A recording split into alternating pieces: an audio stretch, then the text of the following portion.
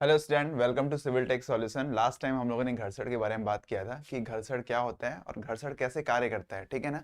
तो अब इस लेक्चर में हम लोग ये बात करने वाले हैं कि घर्षण से अगर किसी भी वस्तु को विस्थापित करेंगे तो घर्षण पे कितना कार्य करना पड़ेगा। इसके साथ साथ हम लोग क्या करेंगे, इसके कुछ आंकिक प्रश्न यानी कि न्यूमेरिकल्स भी हम लोग आज यहाँ पे सॉल्व करेंगे। तो सबसे पहले हम लोग चलते हैं घर्षण पे कि घर्षण के विस्थापन में यानी कोई भी वस्तु यानी कि अगर किसी रुच्च समतल तल पे या रुच्च क्षैतिज तल पे रखी हुई है तो रुच्च समतल, देखो रुच्च कहने का मतलब हो गया रफ, ठीक है ना।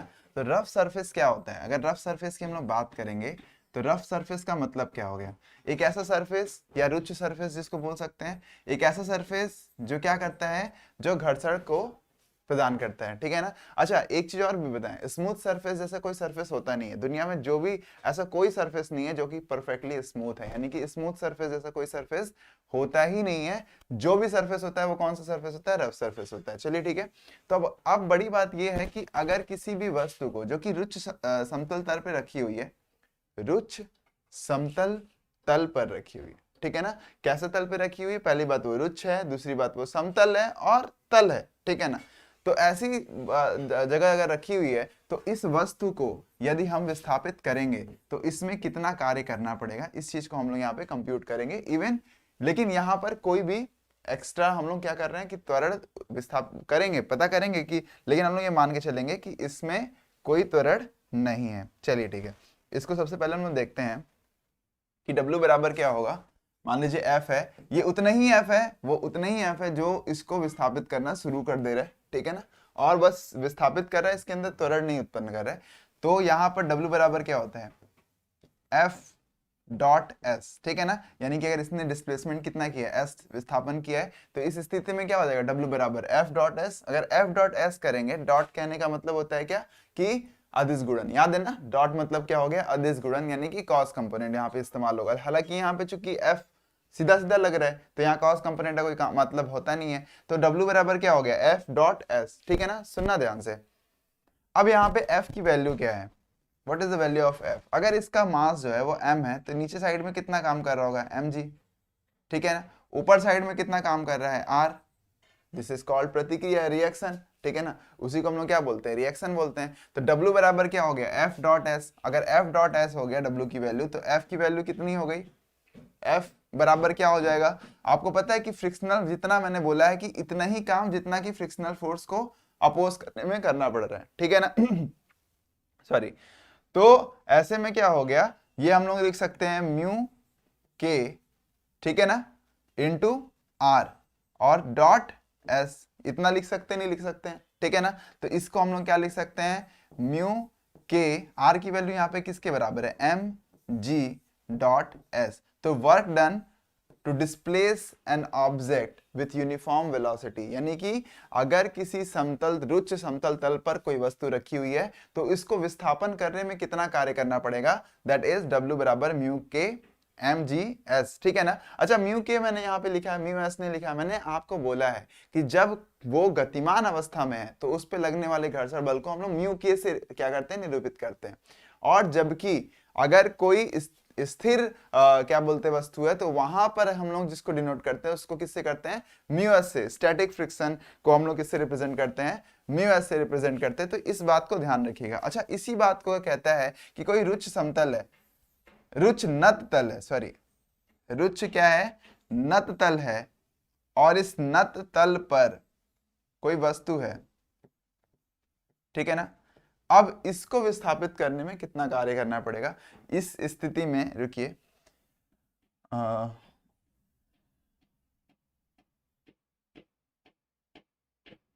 देखिए। अगर हम लोग बात करेंगे कि किसी रुच्च समतल पर, ये नत तल है, उस पे किसी वस्तु को अगर हम लोग को विस्थापित करना है तो वहां पर कितना कार्य करना पड़ेगा। देखो, इस केस में भी तुम्हें करना सिर्फ इतना है, इसमें करना सिर्फ इतना है कि एक दो स्थिति है, या तो इसको ऊपर ले जाएंगे या तो फिर इसको नीचे ले जाएंगे, ठीक है ना। तो ऊपर ले जाए, एक तो हो गया आपका mg जो कि नीचे काम करता है, ठीक है ना। mg से ये आपको याद होगा mg cos थीटा, ठीक है। अगर इस नत तल का जो कोण है वो थीटा है तो ये क्या हो जाएगा, mg cos थीटा, ठीक है ना। तो r क्या मिल जाएगा हम लोगों को, r बराबर mg cos थीटा ही मिल जाएगा, ठीक है। अच्छा, अब आपको पता है कि अगर आप ऊपर की तरफ ले जाएंगे, ठीक है ना, ऊपर की तरफ अगर वस्तु को लेके जाएंगे, इस तरफ खींच के लेके जाना चाहते हैं, ध्यान से सुनिएगा इस बात को, यहाँ पे दो चीजें हैं कि अगर इस तरफ लेके जाते हैं तो यहाँ पे कोफिशिएंट ऑफ फ्रिक्शन अगर म्यू के हम लोग मानते हैं, तो आपको पता है कि अच्छा डिस्प्लेसमेंट, कौन सा डिस्प्लेसमेंट हम लोग लेंगे, अच्छा डिस्प्लेसमेंट कौन सा लेंगे, ये वाला डिस्प्लेसमेंट ले रहे हैं, ठीक है, क्योंकि हम लोग इसी फोर्स को देख रहे हैं। तो इस ये डिस्प्लेसमेंट में कितना आपको बल लग रहा है, बल तो इसी दिशा में लगेगा।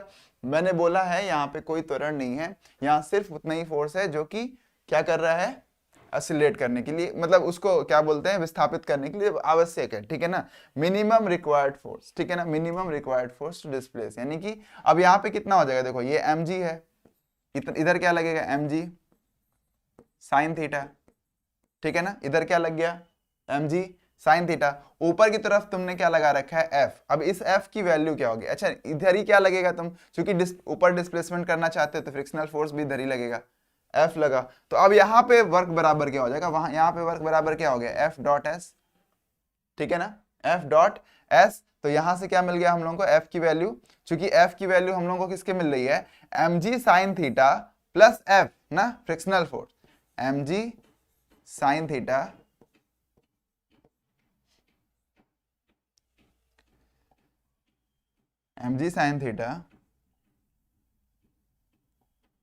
प्लस फ्रिक्शनल फोर्स F, ठीक है ना, ये किसके बराबर है, F के बराबर है डॉट S, ठीक है ना। अगर इसको हम लोग और सॉल्व करेंगे तो हम लोग को क्या मिलेगा, अगर इसको हम लोग देखेंगे कि यहाँ पे लिखा हुआ W बराबर, एक हो गया F dot S mg sine theta plus F, ठीक है ना, प्लस F क्या, फ्रिक्शनल फोर्स भी काम कर रहा है इधर ही, mg साइन थीटा भी इधर ही काम कर रहा है, आपको इन दोनों के अगेंस्ट में क्या करना पड़ेगा, काम करना पड़ेगा। तो अब यहाँ पे क्या मिल गया हम लोगों को, W बराबर mg sine theta plus F, और F की वैल्यू क्या हो जाएगी, आपको याद होगा F बराबर क्या होता है, mu K into are, F बराबर क्या हो जाएगा, म्यू के इंटू आर, तो हम यहाँ पे क्या लिख सकते हैं, this is equals to what, W is equals to mg sine theta plus mu K into R, ठीक है। अच्छा इसको और सॉल्व करेंगे तो हमें क्या मिलेगा, mg साइन थीटा और म्यू के और प्लस आर की वैल्यू क्या लिख दोगे, देखो आर की वैल्यू किसके बराबर है, mg cos थीटा के बराबर है, तो यहाँ पे क्या लिख दिया, आर की जगह पे, सॉरी आर क्यों लिखना है, फिर आर तो लिखना ही नहीं है, यहाँ क्या लिख दिया, mg cos थीटा, ठीक है ना। अच्छा इसको हम लोग अगर कर देंगे तो यहाँ क्या मिल जाएगा, mg हम लोग को कॉमन मिल जाएगा, ठीक है, अंदर क्या बचेगा, अंदर आपका जो बचेगा वो क्या हो रहा है, साइन थीटा प्लस म्यू के कॉस थीटा, और अच्छा डॉट एस तो हम लोगों ने लगाया नहीं है, डॉट एस आपका तीनों में हो गया, ठीक है। तो this is how we can find out the work done to displace an object from one point to another point, ठीक है, एक पॉइंट से दूसरे पॉइंट तक कितना वर्क डन करना पड़ेगा वो ये हो गया, ठीक है। चलिए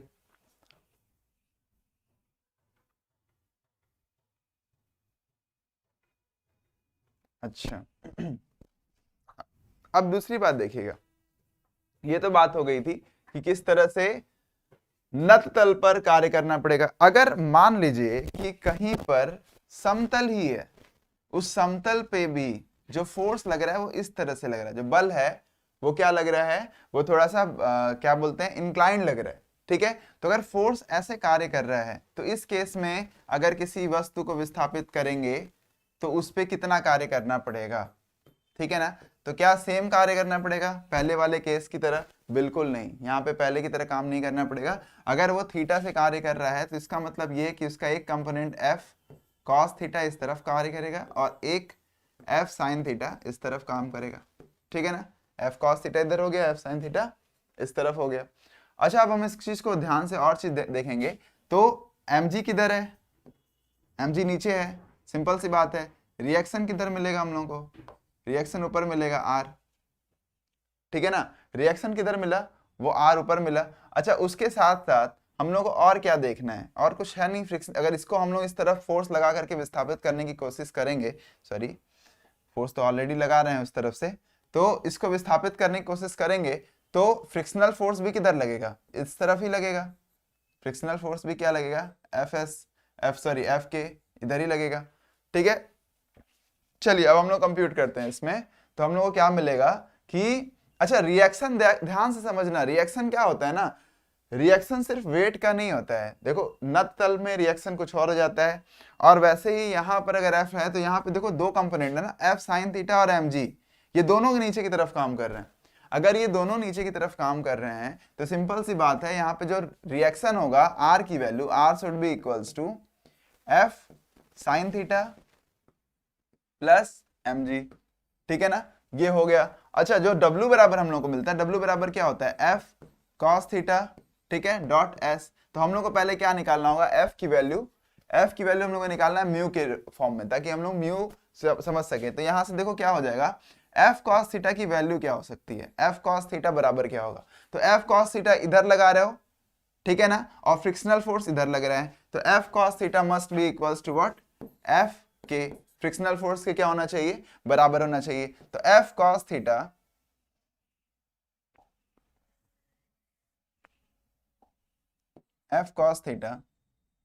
बराबर क्या हो जाएगा, एफ के हो गया।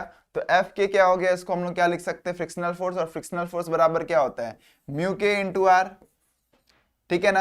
अब म्यू के है और इंटू आर की वैल्यू कितनी है, आर की वैल्यू तुम्हारी क्या है, F sine theta plus M G, हो गया ना ये, कि F sine theta plus M G. अब यहां पे क्या मिलेगा हम लोग को, इसको हम लोग लिख सकते हैं mu K F sine theta plus mu K into M G, ठीक है ना, यहां तक हो गया। इस तरह से हम लोग क्या निकाल लिए, एफ कॉस थीटा की वैल्यू निकाल लिए। बस अब हम लोग को करना बस इतना है कि इसी एफ कॉस थीटा की वैल्यू को इसमें पुट कर देना है, इस वाले इक्वेशन में पुट कर देना है, ठीक है ना। तो एफ कॉस थीटा की वैल्यू हम लोग को वहां से मिल जाएगी। हालांकि इसको और थोड़ा चाहो तो सॉल्व कर सकते हो। एफ है यहाँ पे, F cos theta is equals to mu K क्या हो गया, F sine theta plus mu K M G, या तो इसको ऐसे भी रख सकते थे, छोड़ दो, यहाँ पे इस वाली लाइन की कोई खास जरूरत नहीं है, ठीक है। हम लोग को ऑलरेडी मिला हुआ है F mu K F sine theta plus M G, तो बस यहाँ पुट कर दो वैल्यू, तो हम लोग को म्यू के की वैल्यू मिल ही चुकी है।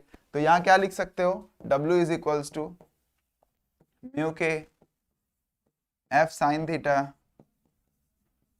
Plus M G dot S. अब देखो इस क्वेश्चन को तुम चाहो इसी चीज को और इलोबरेट करो, जितना चाहो उतना कर सकते हो, इसको साइन थीटा से टेन में भी कन्वर्ट कर सकते हो, ठीक है, 10 करके दोगे तो म्यू के भी फॉर्म में मिल जाएगा, क्योंकि थीटा से तो क्या मिल जाएगा, फिर म्यू के भी मिल सकता है। तो तुमको अब इसको और सॉल्व अगर करोगे तो तुम्हें और इसको क्या कर सकते हो, डिसॉल्व कर सकते हो, पर इतना मुझे लगता है कि सफिशिएंट है, इससे ज्यादा आपको सॉल्व करने की कोई खास जरूरत है नहीं, ठीक है ना। अच्छा अगला देखते हैं, कुछ क्वेश्चन हम लोग देखते हैं। तो ये हम लोगों ने क्या निकाल लिया है कि किसी वस्तु को विस्थापित करने में, जबकि एक रुक्ष समतल पर किसी वस्तु को विस्थापित करने में कितना कार्य करना पड़ता है, ठीक है ना।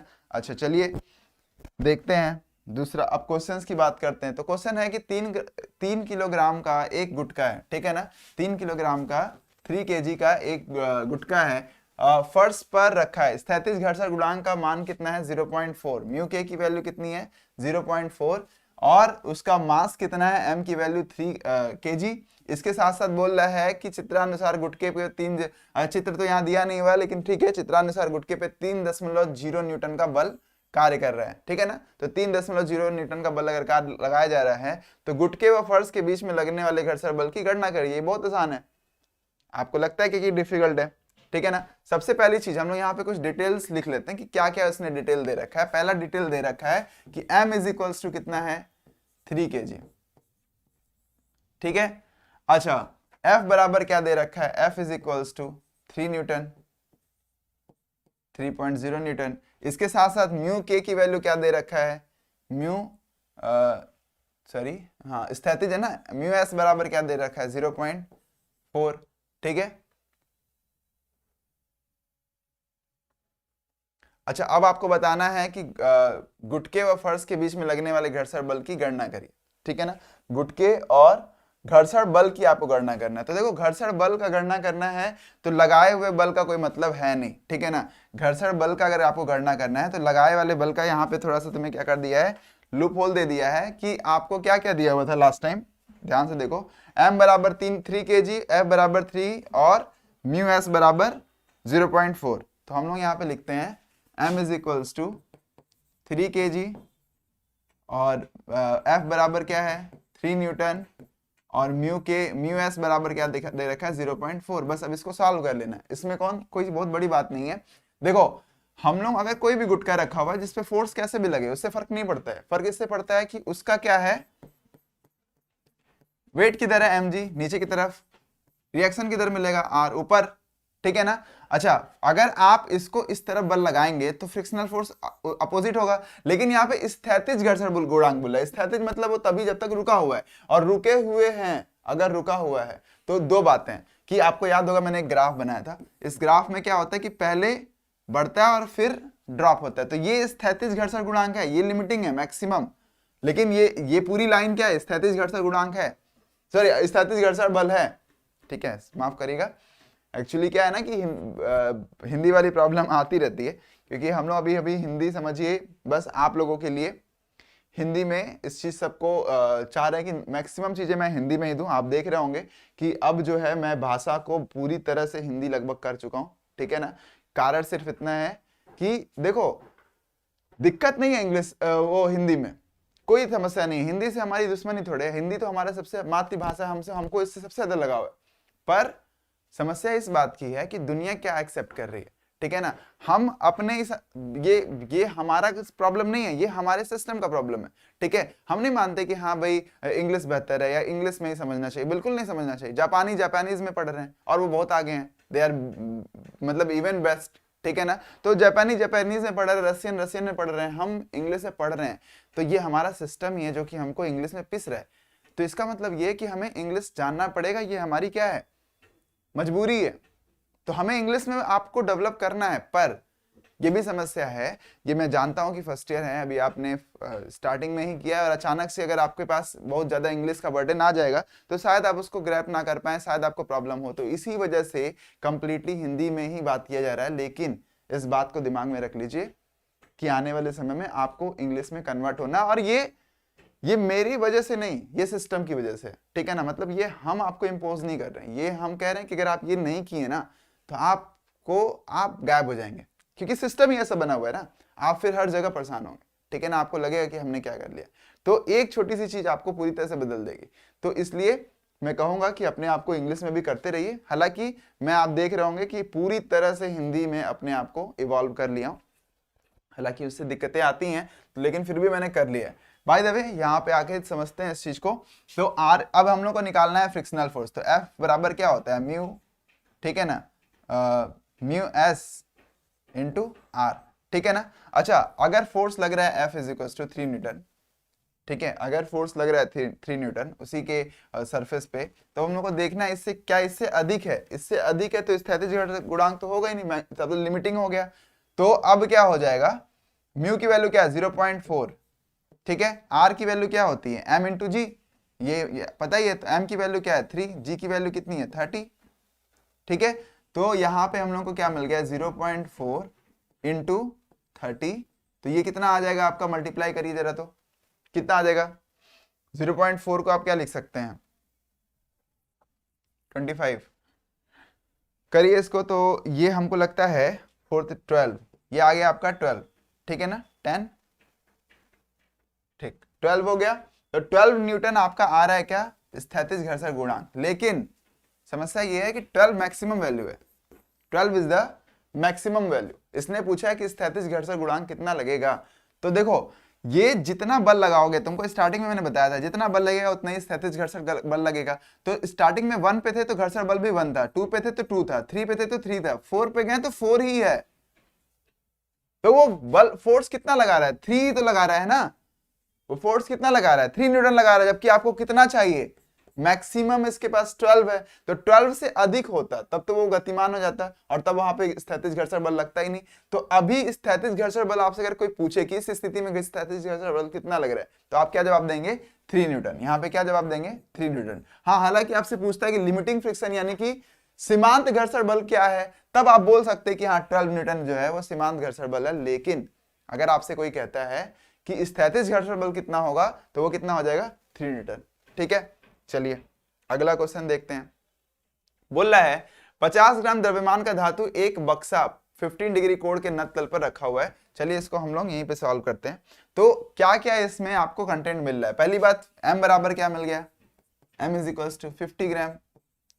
m इज इक्वल टू क्या मिल गया 50 ग्राम। एक बक्सा है जो थीटा बराबर दे रखा है 15 डिग्री है। अब उसके बाद बोल रहा है कोण वाले नत तल पर रखा हुआ है और बिना किसी त्वरण के, यानी कि कोई भी त्वरण नहीं है, तो इसका मतलब कोई बल भी नहीं लगाया जा रहा है। अगर कोई बल नहीं है तो नीचे की ओर फिसलता है, तो बिना किसी त्वरण के, बिना किसी बल के वो नीचे की तरफ फिसल रहा है, यानी फ्रिक्शनल फोर्स बराबर आपका क्या हो जाएगा, जो भी आपका वैल्यू है नत तल पे वो उसके बराबर हो जाएगा। तो क्या हो गया कि फ्रिक्शनल फोर्स बोल रहा है कि उसको कैंसिल आउट कर दे रहा है। जब कोण 15 डिग्री से बढ़ा दिया जाए तो 15 डिग्री से 30 डिग्री बढ़ा दिया जाए, कितना 15 डिग्री से 30 डिग्री बढ़ा दिया जाए। यहाँ कुछ डेटा की हम लोग को जरूरत है, ठीक है ना, तो वो डेटा भी हम लोग देख लेंगे। तो ये अगर बढ़ा दिए तो क्या होगा, तो त्वरण ज्ञात कीजिए। तो देखो इस स्थिति में हम लोग कह सकते हैं, क्वेश्चन ऐसे पूछ रहा है कि मान लो ये तुम्हारा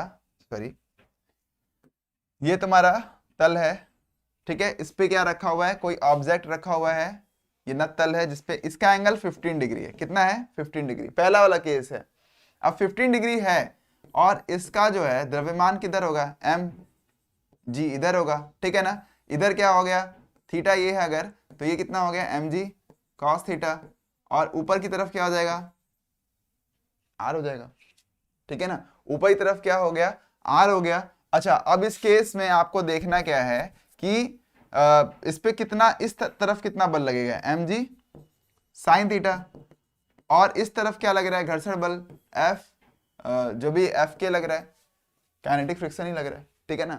तो ऐसी स्थिति में आप जरा सबको कैंसिल आउट करेंगे तो आपको क्या दिखाई देगा, F के बराबर क्या मिल रहा है हमको, mg sin थीटा मिल रहा है ना, और F के बराबर क्या होता है, म्यू k इंटू आर बराबर क्या मिल गया, mg sin थीटा, ठीक है ना।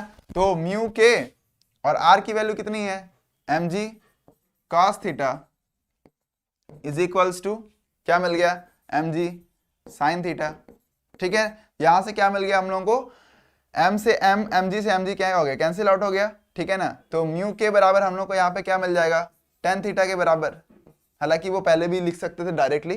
तो tan थीटा की वैल्यू क्या होती है, tan 15 डिग्री। अब tan 15 डिग्री की वैल्यू होती है, याद देखो ये दिया होगा, this value should be given, आप पे क्वेश्चन में ये वैल्यू दिया होगा कि tan 15 बराबर 0.2678, ठीक है ना, ये वैल्यू आपको दी होगी, तो इसके लिए आपको परेशान नहीं होना है। तो tan 15 की वैल्यू कितनी आ गई, 0.2678, ये आपका मिल गया म्यू के की वैल्यू, किसकी मिल गई हम लोग को, म्यू के की वैल्यू मिल गई। अब हम लोग क्या करेंगे, अब दूसरा कंडीशन है, हम लोग को यहां से मिलना ही क्या था, हम लोग को यहां से सिर्फ एक ही चीज चाहिए थी, ये म्यू के की वैल्यू। अब फिर से बोल रहा है कि अगर उसी को हमने क्या कर दिया, अब 15 डिग्री से बढ़ा करके 30 डिग्री कर दिया, 15 डिग्री से बढ़ा करके कितना कर दिया, 30 डिग्री कर दिया। अब इस केस में आपको त्वरण बताना है, तो आप खुद सोचिए, अगर 15 डिग्री से 30 डिग्री कर दिया है, ये आपका क्या है, मास है, ठीक है। ये कितना हो गया mg, ये क्या हो गया mg cos थीटा, ये क्या हो गया mg sin थीटा, ठीक है। इधर कितना लग रहा है, फ्रिक्शनल फोर्स Fs। बात फिर से वही है, बात फिर से क्या है, वही है, लेकिन अब हमको पता है कि जो फ्रिक्शनल फोर्स इस ऑब्जेक्ट के अंदर एसिलेशन आ रहा है, उस यानी नेट फोर्स भी लग रहा है। तो एसिलेशन, देखो एक बात समझ लेना, त्वरण जिधर है, आपको इसके पहले के लेक्चर्स मैंने बताया है कि जिधर भी त्वरण होता है बल उधर ही का अधिक है, ठीक है ना। यानी आप लिख सकते हैं कि mg sin theta is the winner, and winner from home, किससे जीता है उसने, F के से जीता है, ठीक है ना। और उसको क्या अवार्ड मिला है, MA उसको अवार्ड मिला है। तो यहां से क्या हो जाएगा, mg sin theta minus mu K into are बराबर क्या मिल गया हम लोगों को, m इंटू ए, ठीक है ना। तो अच्छा यहां से mg sin 30 degree minus mu के की वैल्यू क्या है, 0.2678, ठीक है ना, और इंटू आर की वैल्यू कितनी आ गई, r इज इक्वल्स टू, देखो ये तो आता mg cos थीटा, तो mg cos theta cos 30 degree ठीक है, is equals to m into A. ठीक है, अब यहाँ पे सब में m कैंसिल आउट कर दो कॉमन लेकर के, m खत्म हो गया। ठीक है ना, सब में m की वैल्यू क्या हो गई, खत्म हो गई, हालांकि इसकी जरूरत ही नहीं थी। यानी कि 50 ग्राम का, 60 ग्राम का, 100 ग्राम का, उससे कोई खास हम लोग को फर्क नहीं पड़ रहा, हम लोग को क्या निकालना था, त्वरण ही निकालना था। ठीक है ना, तो अब यहाँ पे हमने क्या कर दिया, सब में m कैंसिल आउट कर दिया, तो हम लोग को क्या मिल रहा है, g sin थीटा। तो sin 30 डिग्री की वैल्यू क्या होती है, 1/2, और g की वैल्यू क्या होती है, 10। तो 10 इंटू 1/2 माइनस 0.2678, ठीक है ना, और इंटू 10, ठीक है, और इंटू cos 30 की वैल्यू क्या होती है, देखो cos 30 की वैल्यू होती है √3/2, और उसको हम लोग सॉल्व करेंगे तो 0.23 समथिंग आएगा। ठीक है ना, तो हम यहाँ पे लिख सकते हैं 0.23, ठीक है, और is equals to a। Solve कर लो इसको, यहाँ पे क्या मिल जाएगा, ये 2 से क्या कर देंगे हम लोग, कैंसिल आउट कर देंगे। अब 2 से कैंसिल आउट कर देंगे तो यहाँ पे क्या बचेगा, 5। ठीक है, इसका मल्टीप्लाई कर दीजिए, एक सेकेंड, इसका हमने मल्टीप्लाई किया है, यहाँ पे प्लस नहीं लिखा, माइनस नहीं किया था क्या, हाँ माइनस तो है, ये तुम्हारा mg, ठीक है, g sin थीटा माइनस 0.267, ठीक है, mg, ठीक, m तो कैंसिल आउट हो गया था, यहाँ पे क्या बचा, g और cos थीटा 30 डिग्री की वैल्यू इज इक्वल टू, ठीक, वेरी गुड। तो यहाँ पे क्या हो जाएगा, इसको हम लोग सॉल्व करेंगे ना, इसको पूरा सॉल्व करेंगे तो इसका आंसर कितना आया, 2.62 मीटर पर सेकेंड स्क्वायर।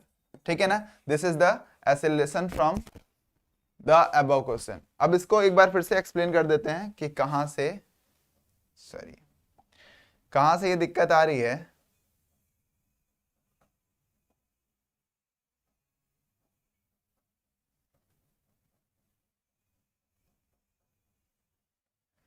देखो,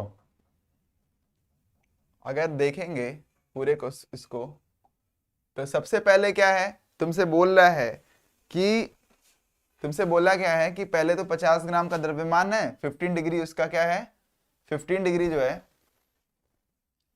इसका 15 डिग्री क्या है, देखो इसको मैं आपको दिखा देता हूं कि पहले बोल रहा है 50 ग्राम का द्रव्यमान धातु का एक बक्सा है, 15 डिग्री वाले कोण पर नत तल पर रखा है और बिना किसी त्वरण के नीचे की ओर फिसलता है। जब कोण 15 डिग्री से 30 डिग्री, यहाँ पे मैंने क्वेश्चन में मिस हो गया है, बढ़ा दिया है, तो त्वरण ज्ञात करिए। ठीक है ना, इस केस में आपको त्वरण ज्ञात करना है, तो आप देखिए क्या करेंगे, सबसे पहला काम आप क्या कर रहे हैं कि देखो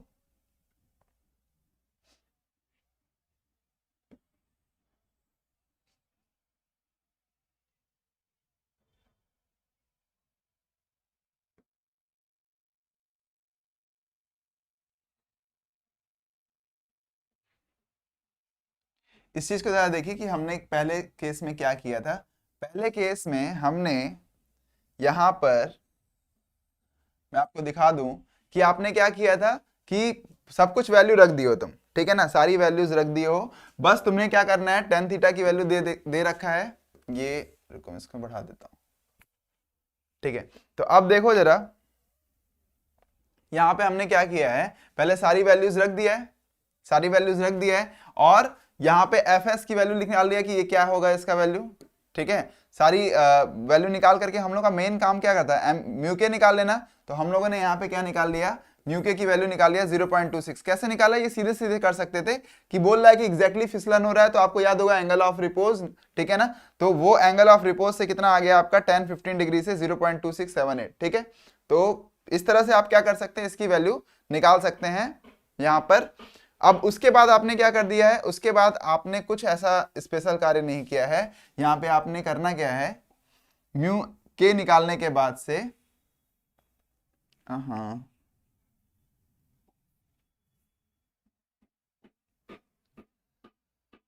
म्यू के निकालने के बाद से आपको बस इसी में वैल्यूज को पुट कर देना है। म्यू के निकालने के बाद से आपको वैल्यूज क्या कर देनी है, पुट कर देनी है कि किस तरह से ये जो भी वैल्यूज है वो मैंने क्या कर दिया, म्यू के में पुट करके वैल्यू निकाल लिया एक्सेलरेशन का, क्योंकि आपको पता है कि अब यहाँ पे जो भी जीतेगा, जो अवॉर्डेड फोर्स होगा, वही क्या निकाल लेगा, एक्सेलरेशन निकाल लेगा। आज के लिए इतने रखते हैं, लेक्चर काफी बड़ा हो गया है। Have a nice day everyone, bye.